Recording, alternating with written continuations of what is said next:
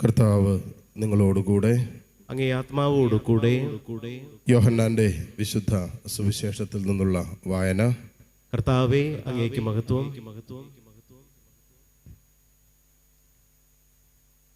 അധ്യായം 6, 16 മുതൽ 21 വരെയുള്ള തിരുവചനങ്ങൾ.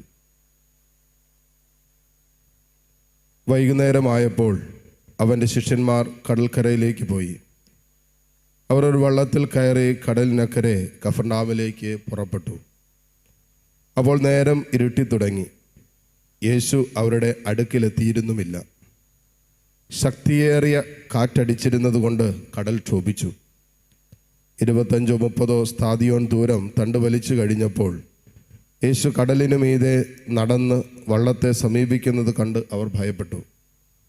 അവൻ അവരോട് പറഞ്ഞു, ഞാനാണ്, ഭയപ്പെടേണ്ട. അവനെ വള്ളത്തിൽ കയറ്റാൻ അവർ ആഗ്രഹിച്ചു. പെട്ടെന്ന് വള്ളം അവർ ലക്ഷ്യം വെച്ചിരുന്ന കരയ്ക്ക് അടുത്തു.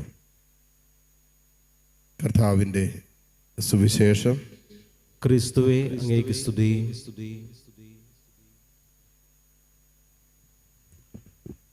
മിശിഹായിൽ ഏറ്റവും സ്നേഹമുള്ള മാതാപിതാക്കളെ, സഹോദരി സഹോദരങ്ങളെ, നമ്മൾ വായിച്ചു കേട്ട സുവിശേഷ ഭാഗം തീർച്ചയായിട്ടും മറ്റു പല സുവിശേഷങ്ങളിലും ചേർത്ത് വെച്ച് നമ്മൾ വായിക്കുന്നുണ്ട്. ഇവിടെ ഏറ്റവും മനോഹരമായ ഒരു സന്ദേശം, നമ്മുടെയൊക്കെ അനുദിന ജീവിതത്തിൽ നമ്മൾ ഏറ്റെടുക്കേണ്ട ഏറ്റവും ശക്തമേറിയ സന്ദേശം എന്താണെന്ന് ചോദിച്ചാൽ, ജീവിതത്തിൻ്റെ മേൽ ശക്തമായ കാറ്റടിക്കുമ്പോൾ കർത്താവ് നമ്മുടെ കൂടെ തന്നെയുണ്ട് എന്നുള്ളതാണ്. നമുക്ക് സ്വാഭാവികമായിട്ട് നമ്മളൊന്ന് ചിന്തിച്ചു കഴിഞ്ഞാൽ നമ്മുടെ മനസ്സിന് താങ്ങാൻ പറ്റാത്ത ഒരു ഭാരവും ഒരു അസ്വസ്ഥതകളും സങ്കടമൊക്കെ വരുമ്പോൾ സ്വാഭാവികമായിട്ട് അത് നമ്മളെ ഭയത്തിലേക്ക് തള്ളിയിടും. ഭയത്തിലേക്ക് നമുക്കൊരു കാര്യം, അത് നമുക്ക് അത്ര കണ്ട് മാനസിക അസ്വസ്ഥതകൾ സൃഷ്ടിക്കുന്ന ഏതെങ്കിലും ആശങ്കകളോ ഏതെങ്കിലും ആകുലതയുടെ വിഷയങ്ങളോ ഇതൊക്കെ നമ്മളെ സ്വാഭാവികമായി അതേക്കുറിച്ചുള്ളൊരു ഭയം നമ്മൾ ജനിപ്പിക്കും. അത് മനുഷ്യ സ്വാഭാവികമാണ്. എന്നാൽ ഈ ഭയത്തിൽ നിന്നും നമ്മൾ പുറത്തു വരികയും നമ്മുടെ അനുദിന ജീവിതം വളരെ നോർമലായിട്ട് മുന്നോട്ട് പോവുകയും ചെയ്യേണ്ട ഒരു സാഹചര്യം നമുക്ക് വേണം. അതിന് പറ്റാതെ പോയി കഴിഞ്ഞാൽ നമ്മൾ ആ ഭയത്തിൽ എന്ന് പറയുന്ന തിന്മയുടെ അടിമത്തത്തിൽ നമ്മൾ ജീവിതകാലം മുഴുവൻ സഞ്ചരിക്കേണ്ടി വരും. ഇവിടെ അപ്പസ്തോലന്മാരുടെ മേൽ അല്ലെങ്കിൽ അവർ സഞ്ചരിച്ചിരുന്ന വഞ്ചിയുടെ മീത് അല്ലെങ്കിൽ കടലിൻ്റെ മീതെ വല്ലാത്ത കാറ്റടിക്കുക, കടൽ ക്ഷോഭിക്കുക എന്ന് പറഞ്ഞ് വല്ലാത്തൊരു അസ്വസ്ഥതയാണ്. ഇവർക്ക് നിയന്ത്രിക്കാൻ പറ്റുന്ന അസ്വസ്ഥതയല്ല, അതാണ് ശ്രദ്ധിക്കേണ്ടത്. ഇപ്പോൾ നമുക്ക് നിയന്ത്രിക്കാൻ പറ്റുന്ന കാര്യമാണെങ്കിൽ നമ്മളത് പരിഹരിച്ചങ്ങോട്ട് പോകും. ഒരു സാമ്പത്തിക പ്രശ്നം വന്ന് നമുക്കത് വീട്ടാനുള്ള സാധ്യതയുണ്ടെങ്കിൽ നമ്മൾ ടെൻഷൻ അടിക്കേണ്ട കാര്യമില്ല. നമ്മളത് കയ്യിലിരിക്കുന്ന കൊടുത്തോ, കടം മേടിക്കാനുള്ള സാധ്യതയുണ്ട്, കടം മേടിച്ചു കൊടുത്തോ നമ്മൾ ആ പ്രശ്നത്തെ അഭിമുഖീകരിച്ചു പോകും. ഇത് കാറ്റിലടിക്കുന്ന അല്ല കടലിന്മേലടിച്ചു കൊണ്ടിരിക്കുന്ന കൊടുങ്കാറ്റ് ഇവർക്ക് ശമിപ്പിക്കാൻ പറ്റില്ല. എന്ന് പറയുന്നത് പോലെ നമ്മുടെ ജീവിതത്തിൻ്റെ ചില സായാഹ്നങ്ങളിൽ, ചില ഇരുട്ടേറിയ ജീവിതത്തിൻ്റെ അനുഭവങ്ങളിലൂടെ കടന്നു പോകുമ്പോൾ നമുക്ക് നിയന്ത്രിക്കാൻ പറ്റാത്ത, നമുക്ക് കീഴടക്കാൻ പറ്റാത്ത, നമുക്ക് പരിഹരിക്കാൻ പറ്റാത്ത ജീവിതത്തിൻ്റെ അനുദിന പ്രശ്നങ്ങളിലൂടെ നാം കടന്നു പോകേണ്ട അനുഭവങ്ങൾ നമ്മുടെ ജീവിതത്തിൽ വരുമ്പോൾ അവിടെയാണ് നമ്മൾ ശ്രദ്ധിക്കുന്നത്. അവിടെ സ്വാഭാവികമായി ഉണ്ടാകാൻ സാധ്യതയുള്ള ഭയം, ജനിക്കാൻ സാധ്യതയുള്ള ഭയത്തെ കർത്താവിൻ്റെ സാന്നിധ്യത്തിൽ നമ്മൾ വിശുദ്ധീകരിക്കപ്പെടുക. അതുകൊണ്ടാണ് ഈശോ വന്നിട്ട് അവിടെ അടുത്ത് നിന്നിട്ട് ആദ്യം പറഞ്ഞത്, ഭയപ്പെടേണ്ട, ഇത് ഞാനാണ്.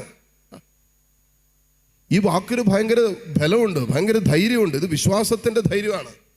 ഈശോയെ പറഞ്ഞ ഭയപ്പെടേണ്ട, ഇത് ഞാനാണെന്ന്.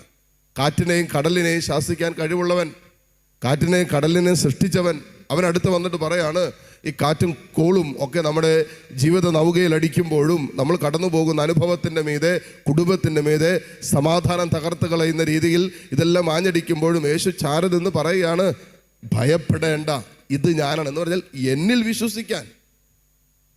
അതാണ് യേശു പറഞ്ഞത്, ധൈര്യമായിരിക്കും, എന്നിൽ വിശ്വസിക്കേ, എനിക്ക് ഈ പ്രശ്നത്തെ പരിഹരിക്കാൻ പറ്റും, ഈ പ്രതിസന്ധിയെ പരിഹരിക്കാൻ പറ്റും. ഈ കടന്നു പോകുന്ന ജീവിതത്തിൻ്റെ ആഴമേറിയ പ്രതിസന്ധികൾ നിനക്ക് പരിഹരിക്കാൻ പറ്റാതെ നീ ഇപ്പോൾ അനുഭവിച്ചു കൊണ്ടിരിക്കുന്ന ജീവിതത്തിൻ്റെ പ്രതിസന്ധിയെ പരിഹരിക്കാൻ എനിക്ക് പറ്റും. അതുകൊണ്ട് പറഞ്ഞത്, നീ ഇപ്പോൾ ഭയപ്പെടേണ്ട, ഇത് ഞാനാണ്. ഇതാണ് നമ്മൾ വിശ്വസിക്കേണ്ടത്.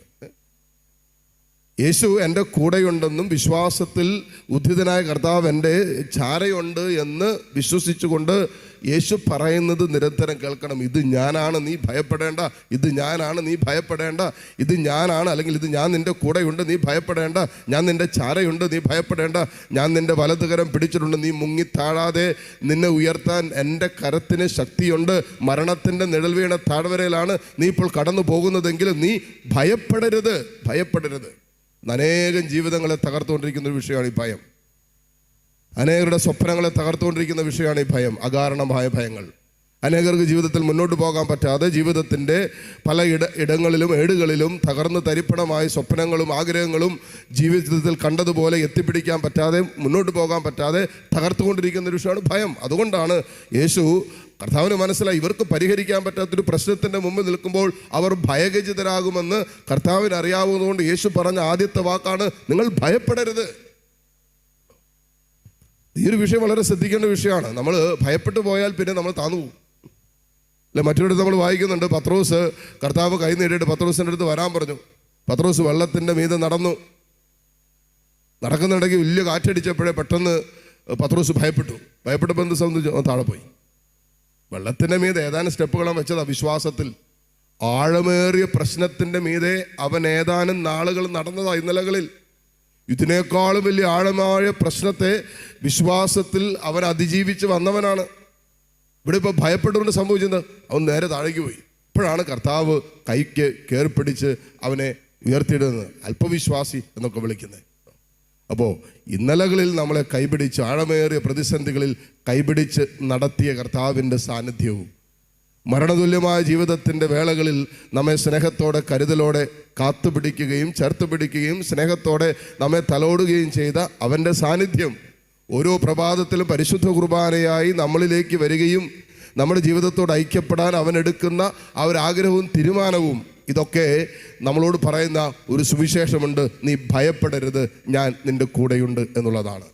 ഈ സുവിശേഷത്തിൽ വിശ്വസിക്കാൻ, ഈ സുവിശേഷം തരുന്ന ധൈര്യം നമ്മുടെ ജീവിതത്തിൽ സ്വന്തമാക്കാൻ, ഈ ധൈര്യത്തോടെ ജീവിതത്തിൽ നമുക്ക് പരിഹരിക്കാൻ പറ്റാതെ നിൽക്കുന്ന പ്രതിസന്ധികൾ ജീവിതത്തിൻ്റെ മേലാഞ്ഞടിക്കുമ്പോൾ കർത്താവ് എൻ്റെ കൂടെയുണ്ടെന്നും അവൻ നിരന്തരം എന്നോട് നീ ഭയപ്പെടരുത് എന്ന് പറയുന്നുണ്ടെന്നുള്ള സുവിശേഷം കാതുകളിലും ഹൃദയത്തിലും എടുത്ത് മുന്നോട്ട് പോകുവാൻ പരിശുദ്ധാത്മാവ് നമ്മെ സഹായിക്കട്ടെ. ഉള്ള കൃപയ്ക്കായി ഈ ബലിയിലൂടെ പ്രാർത്ഥിക്കുകയും യാചിക്കുകയും ചെയ്യാം. ആമേൻ.